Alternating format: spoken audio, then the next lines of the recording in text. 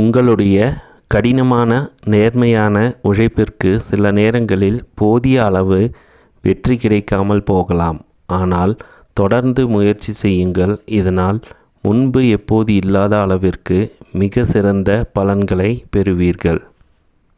PGTRB தேர்வின் மூலமாக அரசு முதுகலை ஆசிரியர் ஆக வேண்டும் என்று தயாராகி கொண்டிருக்கும் அனைத்து ஆசிரியர்களுக்கும் வணக்கம்.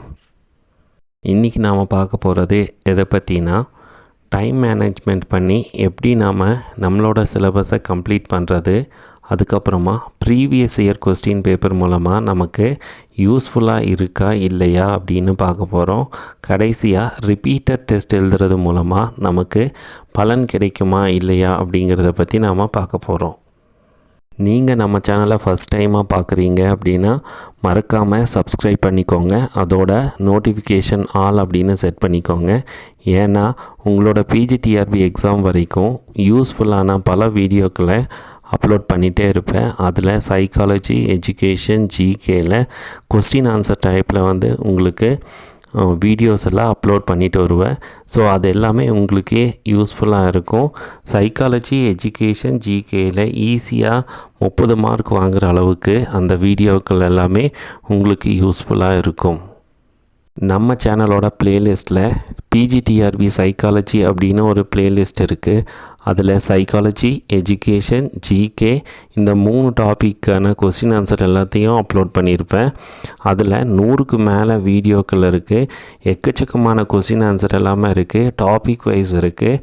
அதை நீங்கள் பார்க்கும்போது உங்களுக்கு தேவையான இன்ஃபர்மேஷன் எல்லாம் அங்கே கிடைக்கும் அப்படின்னு என்னோட கருத்து.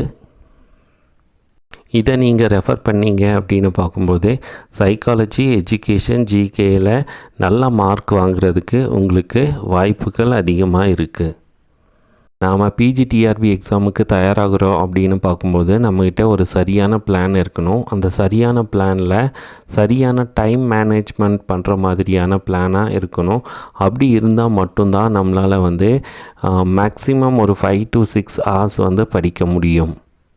உங்களுக்கு பிஜிடிஆர்பி எக்ஸாம் மூலமாக அரசு முதுகலை ஆசிரியர் ஆகணும் அப்படிங்கிற எண்ணம் இருந்துச்சு அப்படின்னா நீங்கள் கண்டிப்பாக ஒவ்வொரு நாளும் ஒரு 5 மணி நேரத்துலேருந்து 6 மணி நேரம் வரைக்கும் படித்தே ஆகணும். அப்படி கண்டினியூஸாக நீங்கள் படித்தா மட்டும்தான் உங்களால் பிஜிடிஆர்பி எக்ஸாம் மூலமாக இங்கே போஸ்டிங் வாங்குறதுக்கு வாய்ப்புகள் அதிகமாக இருக்கும்.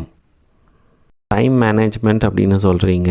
நான் இப்போ வேலைக்கு போயிட்டு இருக்கேன் அப்படின்னா என்னால் எப்படி டைம் மேனேஜ் பண்ணி படிக்க முடியும் அப்படின்னு பல பேருக்கு கொஸ்டின் அரைஸ் ஆகலாம். ஸோ அப்படி இருக்கிறவங்களுக்கு என்னோடய அட்வைஸ் என்னன்னு பார்க்கும்போது, உங்களுக்குள்ளார பிஜிடிஆர்பி எக்ஸாம் மூலமாக கவர்மெண்ட் டீச்சர் ஆகணும் அப்படிங்கிற எண்ணம் இருக்குது. அப்போது நீங்கள் என்ன பண்ணணும்னா கண்டிப்பாக ஹார்ட் ஒர்க் பண்ணி தான் ஆகணும். ஹார்ட் ஒர்க் பண்ணாமல் எதுவுமே நமக்கு சுலபமாக கிடைச்சிடாது.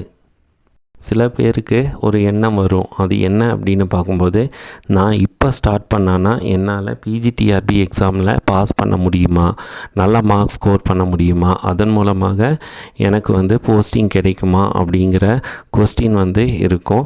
ஸோ கண்டிப்பாகவே நீங்கள் ஒரு 5 மாதம் கண்டினியூஸாக ஹார்ட் ஒர்க்கோடு நீங்கள் படித்தீங்க அப்படின்னு பார்க்கும்போது கண்டிப்பாகவே உங்களுக்கு அரசு வேலை உறுதியாக கிடைக்கும். அதுக்கு நீங்கள் சரியான முறையில் உங்களோட டைமை யூஸ் பண்ணீங்க அப்படின்னு பார்க்கும்போது கண்டிப்பாகவே ஒரு ஷார்ட் பீரியடில் உங்களால் உங்கள் சிலபஸில் இருக்கிற எல்லா கண்டென்ட்டையும் படித்து முடிக்க முடியும். ஸோ அதன் மூலமாக உங்களுக்கு பிஜிடிஆர்பி எக்ஸாமில் பாஸ் பண்ணிடலாம் அப்படிங்கிற ஒரு எண்ணம் தோன்றும். வேலைக்கு போயிட்டு இருக்கிறவங்களுக்கு கொஞ்சம் டயர்டாக தான் இருக்கும். ஆனாலும் டயர்டானாலும் பரவாயில்ல, ஒரு 6 மாதம் நான் ஹார்ட் ஒர்க் பண்ணுறேன், கண்டிப்பாக இந்த பிஜிடிஆர்பி எக்ஸாம் மூலமாக என்னோடய எதிர்காலம் மாறப்போகுது அப்படிங்கிற எண்ணம் உங்கள் மனசில் இருந்தானா கண்டிப்பாக நீங்கள் சரியான முறையில் பிளான் பண்ணுவீங்க. டைமை ப்ராப்பராக யூஸ் பண்ணுவீங்க. அதுவே உங்களுக்கு வெற்றியை தேடித்தரும். இந்த 6 மாதத்தில் மார்னிங் ஏர்லியராக எந்திரிங்க. காலையில் ஒரு 2 மணி நேரம் படிங்க. ஈவினிங் நீங்கள் வேலையை முடித்து வந்ததுக்கப்புறமா குறைஞ்சது ஒரு 4 மணி நேரம் கண்டினியூஸாக படிங்க. கண்டினியூஸாக சில பேருக்கு படிக்க அது கஷ்டமாக இருக்கும். ஸோ அப்போது கொஞ்சம் பிரேக் எடுத்துக்கோங்க நடுவில்.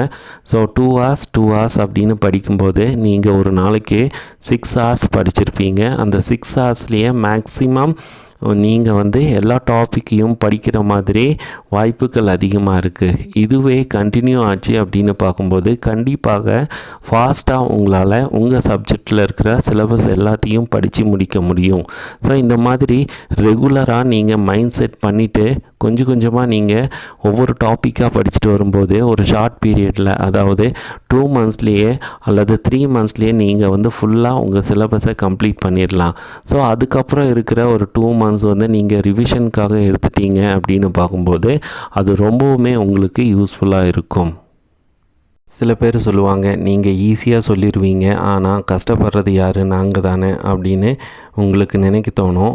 அதே கஷ்டம் நான் அனுபவிச்சிருக்கேன். அது எப்படின்னு பார்க்கும்போது என்னோடய பிஜிடிஆர்பி எக்ஸாமில் ஒரு 6 மாதம் கண்டினியூஸாக நான் படிச்சுட்டு இருக்கும்போது என்னோடய பாடி டெம்பரேச்சர் அதிகமாகி தலையில் டேண்ட்ரஃப் எல்லாம் வந்துடுச்சு. அதெல்லாம் கிளியர் ஆகிறதுக்கு கிட்டத்தட்ட 1 வருஷம் நான் ட்ரீட்மெண்ட் எடுத்தேன். ஸோ அப்போது நம்மளோட லைஃப் நல்லா இருக்கணும் அப்படின்னா சம்திங் நாம் சாக்ரிஃபைஸ் பண்ணாமல் எதுவுமே கிடைக்காது.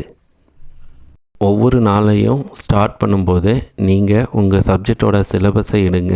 அதில் இன்றைக்கி நான் இந்த டாபிக் எல்லாத்த படித்து முடிக்கணும் அப்படிங்கிற எண்ணத்தில் எல்லாத்த ஒரு பேப்பரில் எழுதி வைங்க. ஸோ காலையில் ஒரு 2 hours, evening 2 hours and after dinner ஒரு 2 hours படிக்கும்போது உங்களால் அந்த டாபிக் எல்லாத்தையும் கம்ப்ளீட் பண்ண முடிஞ்சதா அப்படின்னு பாருங்கள். என்னோடய அட்வைஸ் என்னென்னா, அப்படி நீங்கள் செட் பண்ணுறீங்க அப்படின்னு பார்க்கும்போது அந்த டாபிக் எல்லாத்தையும் முடிக்காமல் நீங்கள் தூங்காதீங்க.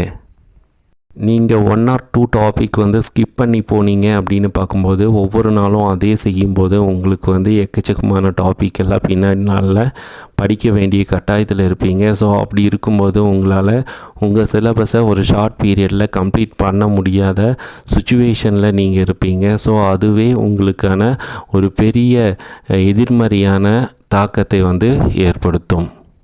ஸோ நீங்கள் இந்த மாதிரி ஒரு ப்ராப்பரான ஷெட்யூல் போட்டு அதில் உங்கள் டைமை ப்ராப்பராக யூட்டிலைஸ் பண்ணீங்க அப்படின்னு பார்க்கும்போது உங்களால் ஒரு ஷார்ட் பீரியடில் எல்லா கண்டென்ட்டையும் படித்து முடிக்கிறதுக்கு வாய்ப்புகள் அதிகமாக இருக்கும்.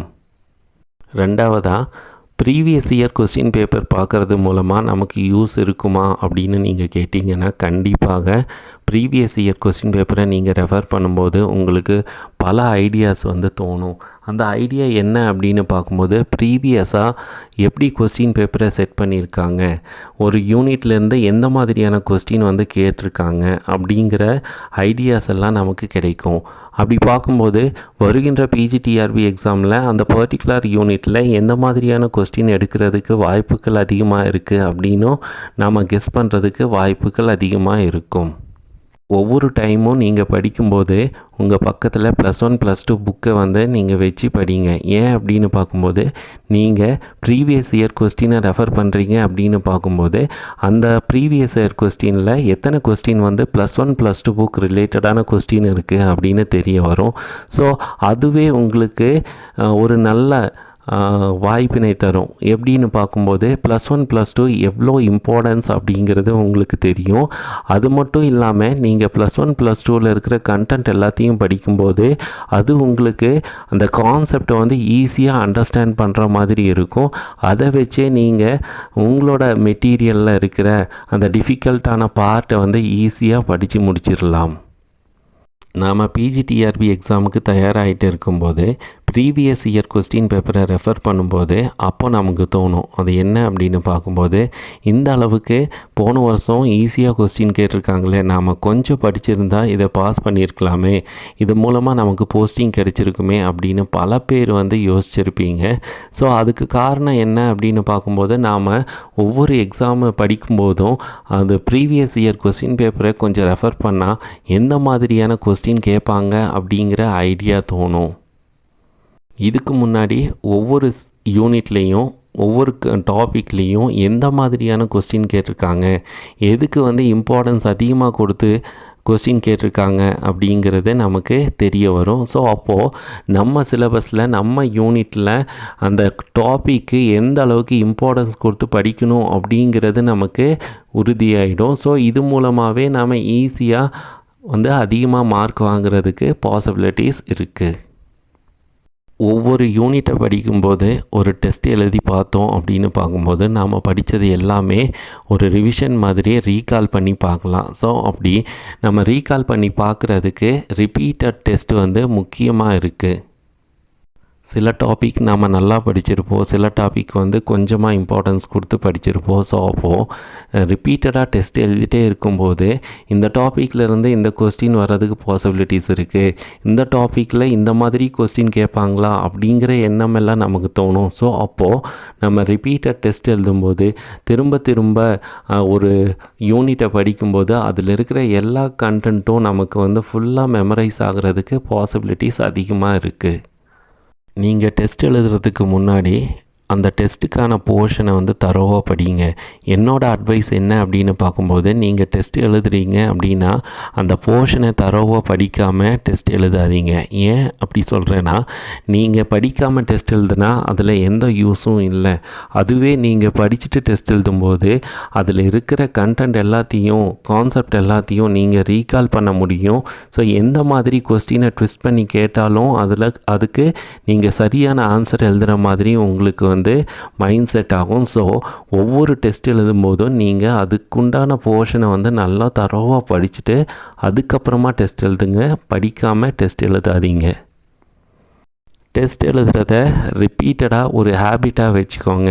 ஸோ அப்போது நீங்கள் டெஸ்ட் எழுதி பார்க்கும்போது தான் ஒவ்வொரு முறையும் நீங்கள் எந்த அளவுக்கு படிச்சிருக்கீங்க, எந்த அளவுக்கு ரிவைஸ் பண்ணியிருக்கீங்க, உங்களோட மார்க் எந்த அளவுக்கு இம்ப்ரூவ் ஆகுது அப்படிங்கிறதெல்லாம் கணிக்க முடியும். ஸோ அப்படி கணித்தா மட்டுமே உங்களால் பிஜிடிஆர்பி எக்ஸாமில் நல்லா மார்க் வாங்க முடியுமா, போஸ்டிங் கிடைக்குமா இல்லையா அப்படின்னு உங்களுக்கே தெரிய வரும். இது எல்லாத்த விட முக்கியமான பாயிண்ட் என்ன அப்படின்னு பார்க்கும்போது, நீங்கள் பிஜிடிஆர்பி எக்ஸாமுக்கு தயாராகிறீங்க அப்படின்னா கண்டிப்பாக உங்ககிட்ட 10 யூனிட்டுக்கும் உண்டான எல்லா மெட்டீரியலும் உங்கள் கையில் இருக்கணும். ஸோ ஏதோ ஒரு யூனிட் மட்டும் இல்லை அப்படின்னா அந்த யூனிட்டை மட்டும் விட்டுட்டு நீங்கள் படிக்காதீங்க. ஏன் அப்படின்னு பார்க்கும்போது, அந்த யூனிட் படிக்காமல் இருக்கிறதால உங்களுக்கு 10 மார்க் வாங்குறதுக்கு வாய்ப்பு இல்லாமல் போகும். அந்த 10 மார்க்கில் ஒரு 2 மார்க் 3 மார்க் வந்திருந்தால் கூட உங்களுக்கு போஸ்டிங் வரும் அப்படிங்கிற நிலைமை வரும். ஸோ ஃபஸ்ட்டு நீங்கள் உங்கள் சப்ஜெக்ட்டுக்கான அந்த எல்லா யூனிட்டுக்கான மெட்டீரியலை ரெடி பண்ணிவிட்டு அதுக்கு தகுந்த மாதிரி சரியான ஷெட்யூல் போட்டு படிங்க. இந்த ஷார்ட் பீரியட்லேயும் உங்களால் வெற்றி பெற முடியும். நம்ம சேனலில் சைக்காலஜி, எஜுகேஷன், ஜிகே இது 3க்கு உண்டான எல்லா வீடியோஸும் அப்லோட் பண்ணிகிட்டு இருக்கேன். ஸோ இது எல்லாமே உங்களுக்கு யூஸ்ஃபுல்லாக இருக்கும். ஏன்னா சப்ஜெக்டை மட்டும் படித்து நம்மளால் போஸ்டிங் வாங்குறது ரொம்ப கஷ்டம். ஸோ அதோட சைக்காலஜி, எஜுகேஷன், ஜிகே இதை படிக்கும்போது உங்களுக்கு அது ஈஸியாக இருக்கும். அது மட்டும் இல்லாமல் உங்களோட போஸ்டிங் கன்ஃபார்ம் ஆகுறதுக்கு பாசிபிலிட்டிஸ் அதிகமாக இருக்கும். ஸோ நம்ம சேனலை தவறாமல் நீங்கள் ஃபாலோ பண்ணுங்கள். பிஜிடிஆர்பி எக்ஸாம் மூலமாக அரசு முதுகலை ஆசிரியர் ஆகணும் அப்படின்னு தயாராகி கொண்டிருக்கிற அனைத்து ஆசிரியர்களுக்கும் எனது வாழ்த்துக்கள். நன்றி, வணக்கம்.